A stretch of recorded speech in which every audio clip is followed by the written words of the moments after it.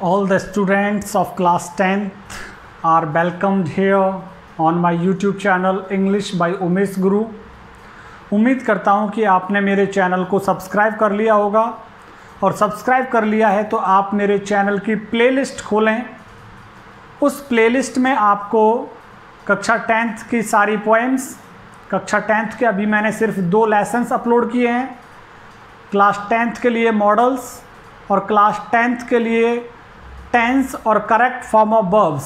ये सारी वीडियोस आपको मेरे YouTube चैनल की प्लेलिस्ट पे मिलेंगी। लेकिन करना क्या होगा, आपको YouTube चैनल मेरा सब्सक्राइब करना होगा और मेरे YouTube चैनल का नाम है इंग्लिश बाय उमेश गुरु। इसको आप सब्सक्राइब करिए, ओपन करिए प्लेलिस्ट और देखिए कक्षा 10 की वीडियोस अलग हैं, कक्षा 12 की वीडियोस अलग हैं। एक्सप्लेनेशन मैंने स्टार्ट की थी माय गुड राइट हैंड, इसकी ये दूसरी एक्सप्लेनेशन है, पूछी जा सकती है परीक्षा में। इसके बाद लोटस कविता की एक्सप्लेनेशन मैं स्टार्ट करने वाला हूँ, तकरीबन 3 एक्सप्लेनेशन उसमें से हम करेंगे। लेकिन पहले इसको फिनिश करते हैं। My courage revived in my fortunes despite and my hand was as strong as my spirit was light. It raised me from sorrow, it saved me from pain, it fed me and clad me again and again।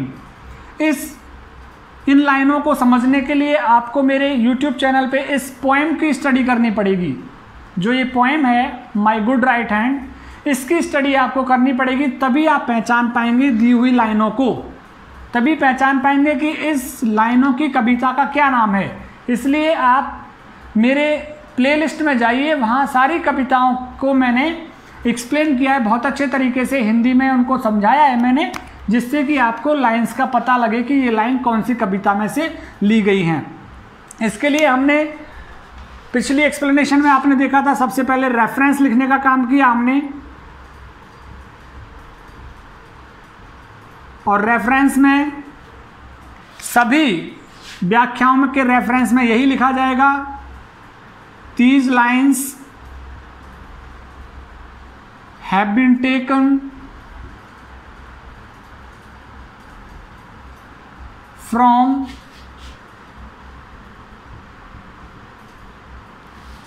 the poem My Good Right Hand, composed by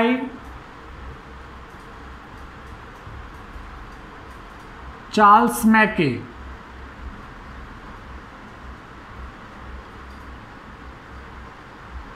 तो इसमें main चीज़ क्या रहेगी, poet का नाम आपको आना चाहिए और साथ ही इन पंक्तियों का पता रहना चाहिए कि ये पंक्तियां कौन सी कविता में से ली गई हैं। ये इसमें मेन रहता है जो रेफरेंस में आप लिखते हैं। लाइनों का आपको तभी पता लगेगा जब आपकी कविताएं अच्छी तरीके से आप लोग पढ़ लेंगे। तो ये रेफरेंस हो गया। रेफरेंस के बाद दूसरा नंबर आता है व्याख्या करते टाइम कॉन्टेक्स्ट, और कॉन्टेक्स्ट मैं लिख चुका हूँ ऑलरेडी। आप मेरे पार्ट 1 में देखेंगे, माय गुड राइट हैंड के पार्ट 1 में कॉन्टेक्स्ट आप देखेंगे तो इसमें सिर्फ मैं ये लिख रहा हूँ, माय गुड राइट हैंड की हिंदी में लिखूंगा, माई गुड राइट हैंड व्याख्या का पार्ट 1 देखें मेरे YouTube चैनल पर। मेरे YouTube चैनल पर तो वहाँ पे मैंने लिखा हुआ है कॉन्टेक्स्ट। वही कॉन्टेक्स्ट आप इसमें यूज़ कर दें। कॉन्टेक्स्ट हर बार अलग करने की ज़रूरत नहीं है, क्योंकि आपको एक व्याख्या आएगी, एक ही बार कॉन्टेक्स्ट लिखना है, तो आप उसी कॉन्टेक्स्ट को लिख सकते हैं। एक्सप्लेनेशन अलग अलग होती है हमेशा ही। देखिए रेफरेंस वही रहता है हर कविता का, कॉन्टेक्स्ट वही रहता है, केवल जो ये लाइनें होती हैं इनको एक्सप्लेन अलग तरीके से करना होता है। तो यहाँ पे मैं अब एक्सप्लेनेशन, ये इम्पॉर्टेंट चीज़ होती है हमारे लिए।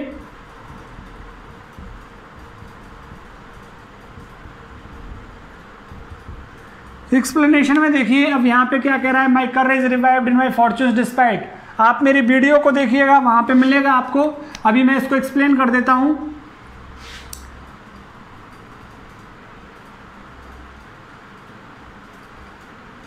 Once poet's destiny was against him, then he lost his courage.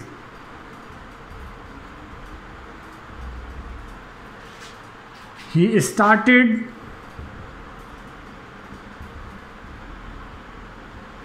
to believe in God and in his hard work.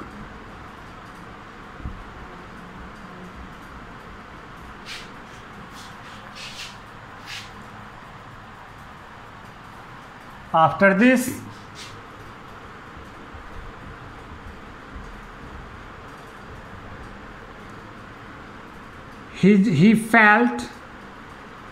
poet felt that his hand became powerful and his soul and mind became happy.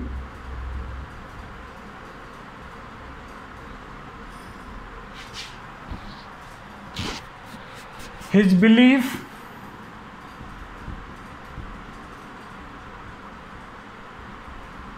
in God and hard work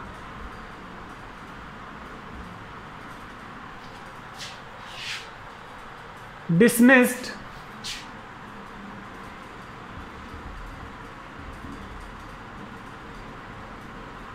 all his sorrows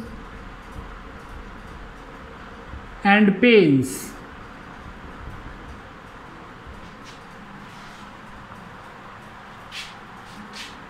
His hard work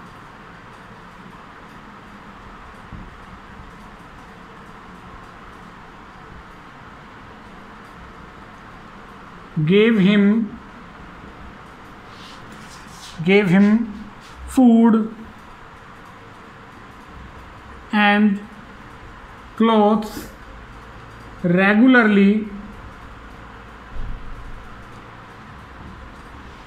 to the poet. तो ये इनकी व्याख्या हो गई। अभी व्याख्या में हमने क्या लिखा देखिए, वंस एक बार पोइट्स डेस्टिनी कवि का भाग्य वॉज अगेंस्ट हिम उसके विरुद्ध हो गया था, कवि का भाग्य रूठ गया था।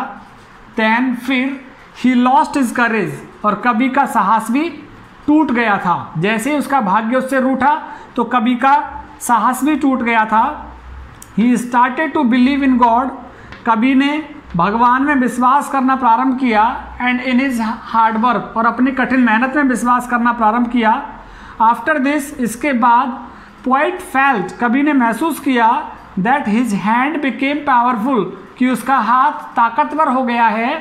And his soul and mind became happy, और उसकी आत्मा और उसका मन खुश हो गए, प्रसन्न हो गए। His belief in God and hard work, उसका विश्वास भगवान में और कठिन मेहनत में डिसमिस्ड, उसके विश्वास ने खत्म कर दिया। ऑल हिज सॉरोज, उसके सारे दुखों को, एंड पेन्स, और सारे दर्द को। His hard work gave him food, उसकी कठिन मेहनत ने कवि को भोजन दिया। एंड क्लॉथ्स, और कपड़े दिए। रेगुलरली टू द पोएट, नियमित रूप से कवि को। तो ये एक्सप्लेनेशन हो गई। एक्सप्लेनेशन के बाद क्रिटिकल नोट में ऑलरेडी वहाँ लिख चुका हूँ। क्रिटिकल नोट में फिर भी हम एक बिंदु इसको देख करके लिख सकते हैं। आप क्रिटिकल नोट देखिएगा, पार्ट 1 में मैंने क्रिटिकल नोट लिखा है, 2 बिंदु लिखे वहाँ पे, उन बिंदुओं के साथ ही यहाँ पे भी मैं क्रिटिकल नोट लिख देता हूँ और एक बिंदु इसमें ऐड कर देता हूँ मैं। लेकिन फिर भी 2 बिंदु आपको वहाँ से लेने पड़ेंगे जो पार्ट 1 में मैं लिख चुका हूँ। इस कविता के पार्ट 1 की व्याख्या मैं कर चुका हूँ। 2 बिंदु वहाँ से ले लीजिए और एक बिंदु यहाँ से। It motivates